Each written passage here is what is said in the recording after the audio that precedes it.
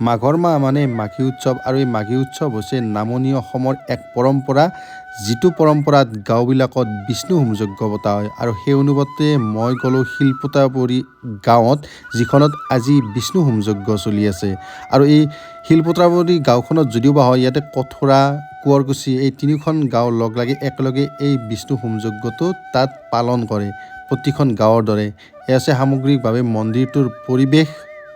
মন্দিৰটোৰ চহৰতে আছে এটা ধুনীয়া পুখুৰী আৰু পুখুৰীটোৰ মাজতে আছে শ্ৰীকৃষ্ণৰ এটা মূৰ্তি বহুত নান্দনিক দৃশ্য এইটো। আচলতে এই মাঘী উৎসৱটো হৈছে নামনি অসমৰ প্ৰতিখন গাঁৱৰে এটা এৰাব নোৱাৰা পৰম্পৰা। আমাৰ নিজৰ গাঁওখনৰ দৰে শিলপুতাপুৰী গাঁওখনতো এনেকুৱা পৰম্পৰাটো সঁচাকৈ দেখি ভাল লাগিল। যদিও বা গম নোপোৱাকৈ সেইদিনা গাঁওখনৰ আলহী হ'লেও তথাপি এই দৃশ্যটো দেখি বহুত বেছি ভাল লাগিল। যিয়ে নহওক ভিডিঅ'টো পলমকৈ হ'লেও দিলোঁ, আপোনালোকে ভাল লাগিব বুলি আশা ৰাখিছোঁ। আৰু এটা ভিডিঅ'ত লগ পাম। ধন্যবাদ।